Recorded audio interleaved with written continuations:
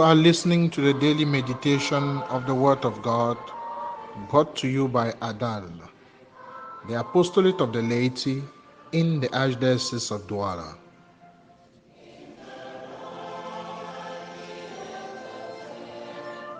Lord, you are my refuge, you are my stronghold, you are my God in whom I trust. Incline my heart to do your holy will. Amen.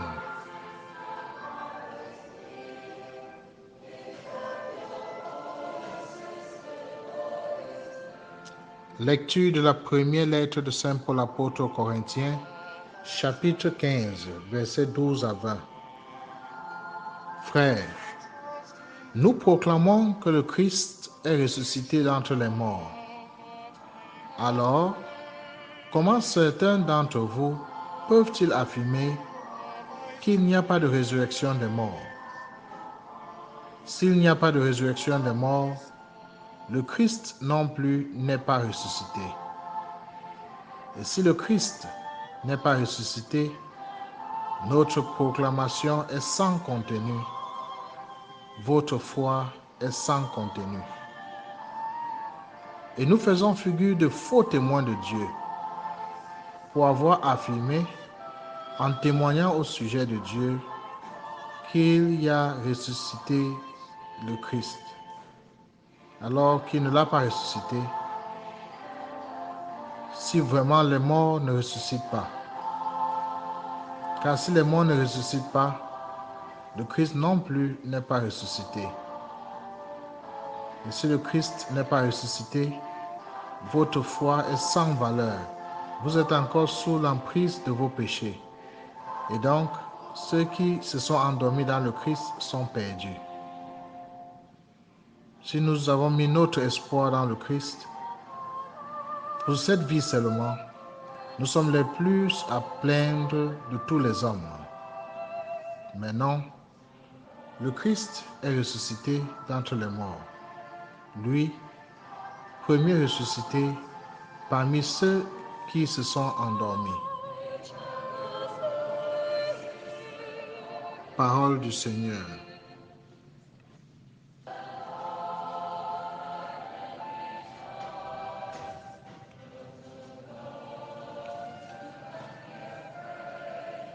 My brothers and sisters, although the core of the gospel proclamation was that Christ had been raised from the dead, there were Christians in Corinth who did not believe in the resurrection of the dead.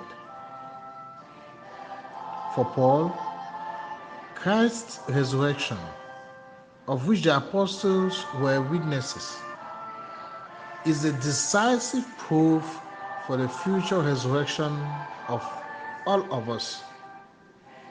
This is why the resurrection of Christ is a foundation of faith.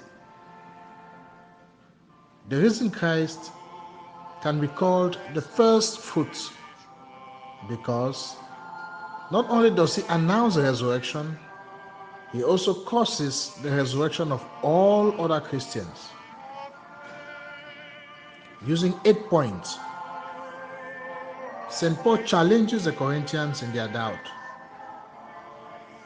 If there's no resurrection from the dead, 1, then Christ himself has not been raised. 2, all preaching the gospel is therefore useless. 3, as is their faith in Christ, who is hypothetical, that faith never exists. 4, Paul and his colleagues are guilty of telling terrible lies when they say they have had a personal experience of the risen Christ. 5, the faith of the Corinthians has no basis whatever. 6, they are still in their sins, which have not been forgiven when they were baptized. 7, all their brothers and sisters who have died have gone into total emptiness. 8, if Christ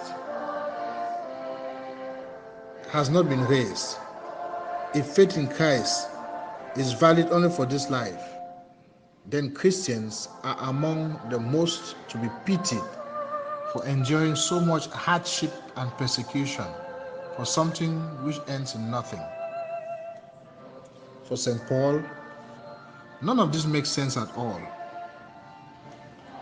He is categorically stating his conviction that Christ has been raised from the dead, and he is the first fruit of all his followers. The lesson for us is clear enough. As a Christian, I must live in such a way that should Christ be taken out of my life, nothing else will be true. Nothing else will make sense. Christ, the promise of God for us, is a central piece that holds together everything about us. He holds together our life. Outside of Christ, life is not worthy. Should I think of my life without Christ? Is it even possible? Can I think of life after death without Christ? Can I even imagine otherwise? Our biggest fear should be the fear of losing Christ, of living without Him. Let us pray.